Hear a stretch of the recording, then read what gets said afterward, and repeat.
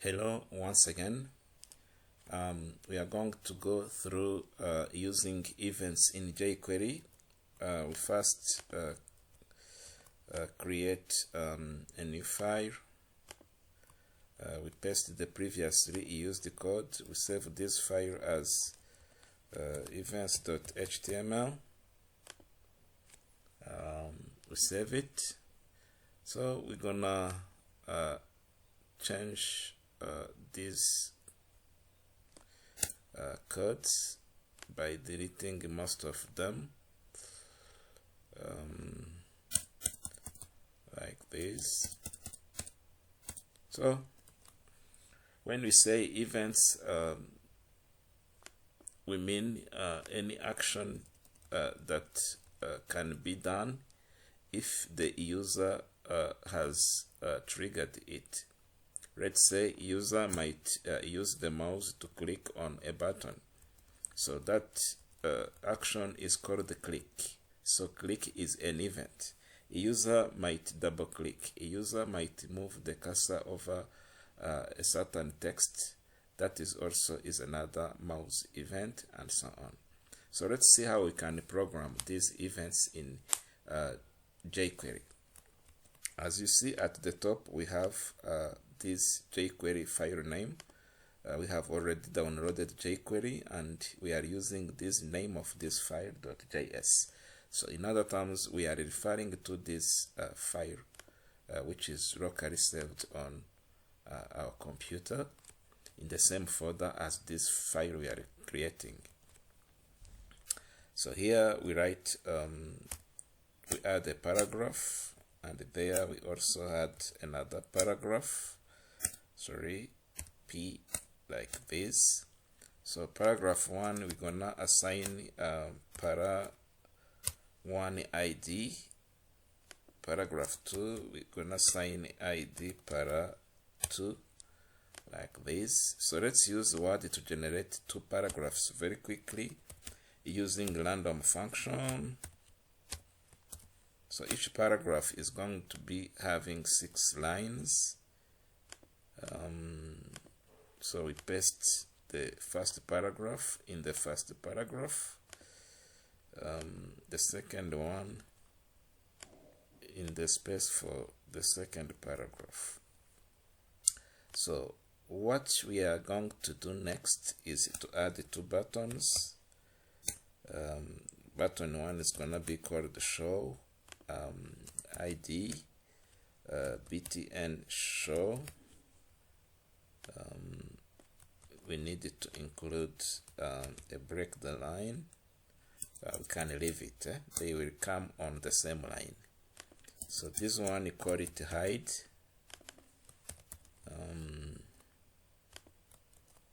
We can add a third one called format. Let's say format paragraph 2. So this is how we create buttons, and we are going to program these buttons to do specific actions if their events are triggered. So let's start with hash btn hide. This is the button which is going to be hidden to hide a text if the button is clicked. Here we add function. So we make sure we are inside this btn hide. So what we're gonna be doing if the button is clicked, so there is a paragraph number 1 which has got ID para 1. This ID para 1 is going to be assigned here, dot hide function. So if the btn hide is clicked, para 1 should be hidden. Let's see if btn show is clicked, what will be done is to be shown. So let's check our document, right click, open it as a new one. So we hide, para 1 is hidden, show, it is back, hide, show. So let's now use this. Before we use this one, we can format this one as we move the cursor over it. So that event is called move cursor. I mean mouse over, not move cursor. We paste this function. So this is para 1 dot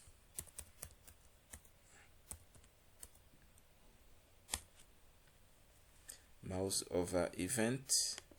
So this is gonna be formatted as background, and the color is gonna be, let's say, green. So as we move the cursor over para 1, its background color should change. We refresh, we move the cursor, but it remains green. Why it remains green? So to remove this green background color from para 1, let's use another line of code. We copy this one. So here the event, we change it as click, and the background color we change it as white. So whenever we click within para 1, the background color should be removed. So we click, we move over, we click, it is removed. So let's now format this second paragraph by clicking this button. So we need to add codes to this button. The button is called btn format. So we copy this code, and here we need btn format dot click. Here it should be para 2, not 1. Here let's say we need more than one CSS property, so we do like this.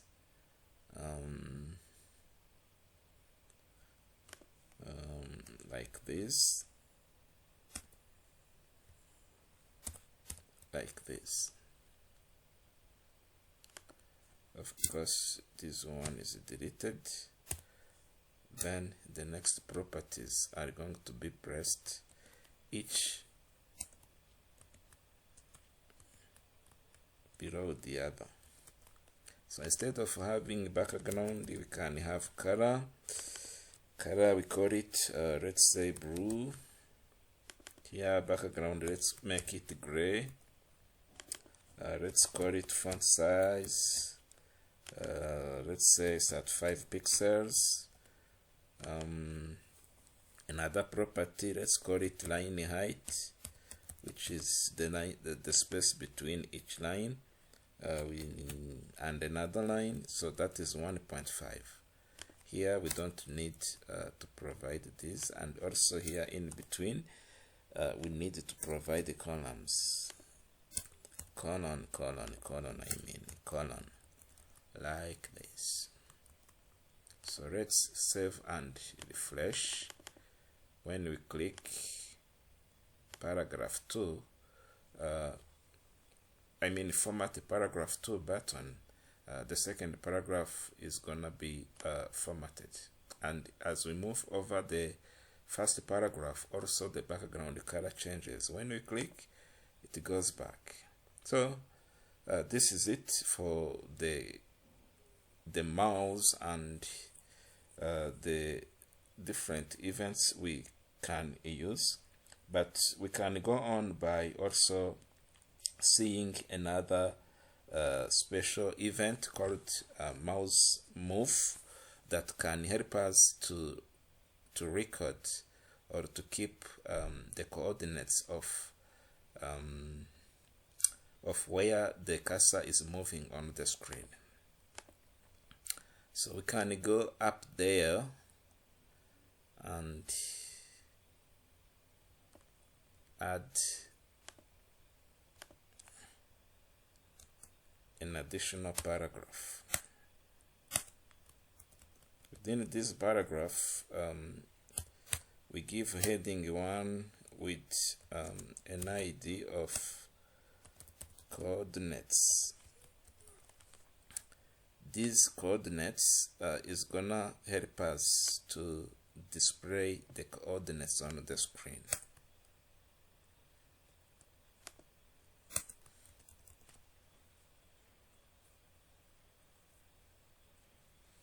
So we write, let's first of all comment as displaying coordinates on the screen.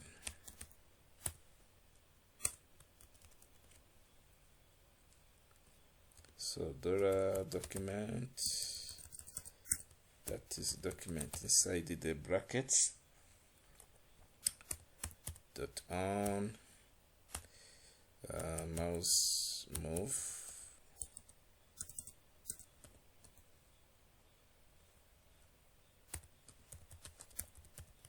function E. So the next step is going to be displaying the coordinates inside heading 1 ID. Here we copy these ID codes and we paste them after hash symbol .html. So we can use HTML or append methods to display on the screen, or even text. We have been using it in the previous videos. So here we display the message which should be displayed on the screen. Codes y equal to, we add the concatenation symbol, which will help us to display the coordinates captured for y axis.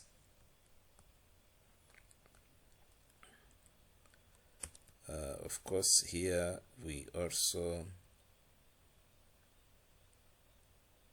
add another label which should be displayed on the screen, which is x, another concatenation symbol, e dot client x.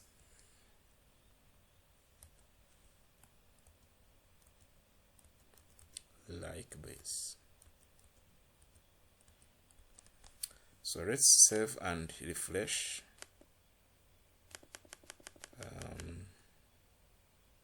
Yeah, when we move the cursor over,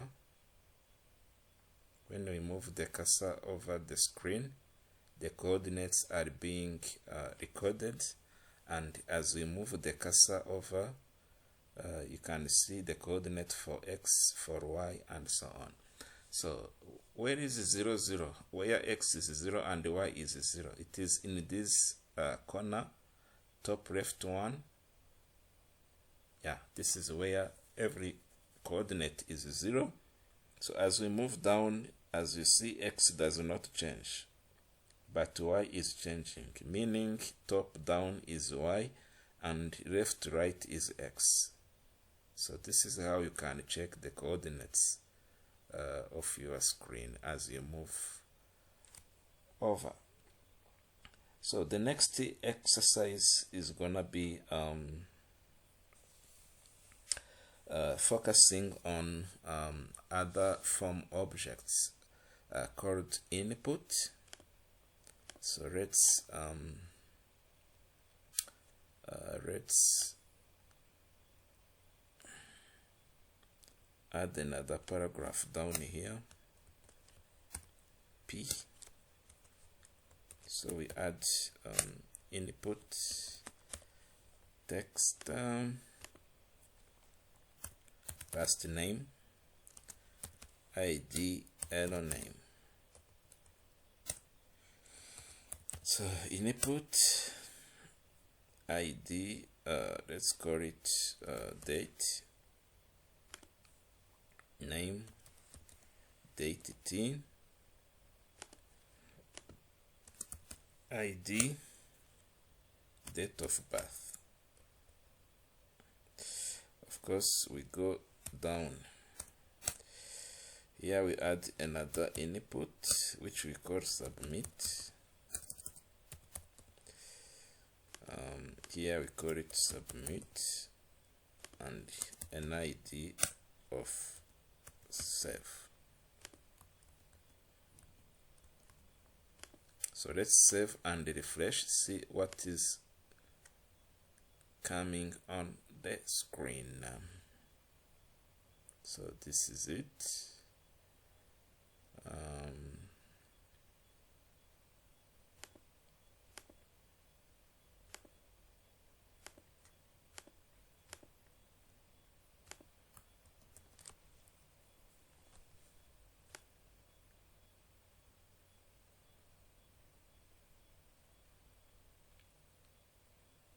So we can go back to jQuery and we can see how we deal with form events.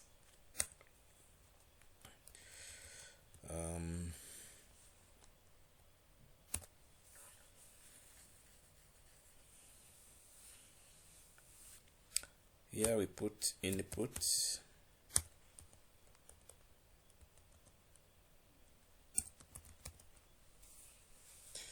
dot focus,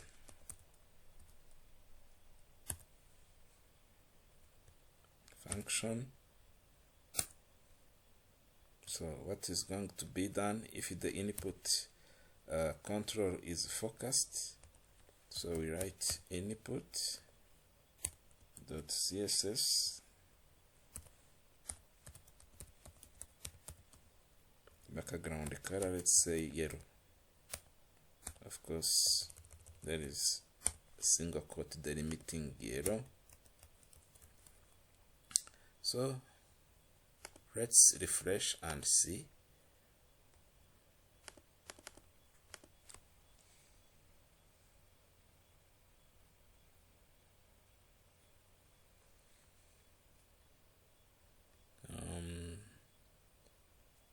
Yeah, here there is something which is missing, like this. Dot focus, function, cam,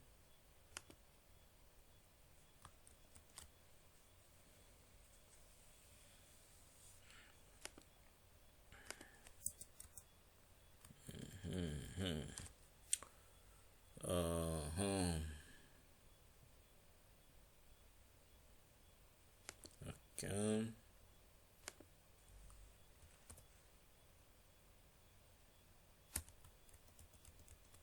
So it is crossed at this level. Dot focus, dot function. Okay, here there is a missing bracket for function. That's why the error was persisting.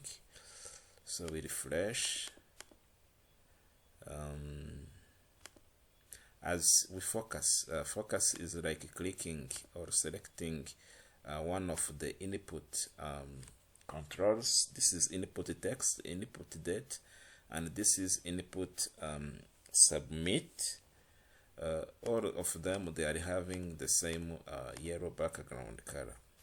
So how do we make sure when even we click outside this input, the yellow background color is no longer there? How do we do it? We copy this code for focus. Here we put bra function, and the background color should be white. So blur is the opposite of focus. So we refresh, we click again, we click outside, the yellow goes. But still we have a problem. When we choose one object or one control, all of them, they are having a focus yellow background color. So how do we remove this? We replace input with this and this one with this.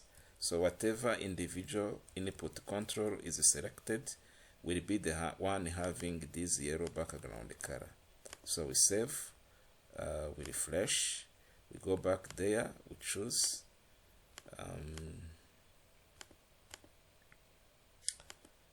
of course, the source code shows that this is delimited by single quote. This is not okay. We remove this single quote to have this fit inside the brackets. We refresh again. We select individual, and others remain intact. So this is it. As long as events are concerned. Thank you. Bye.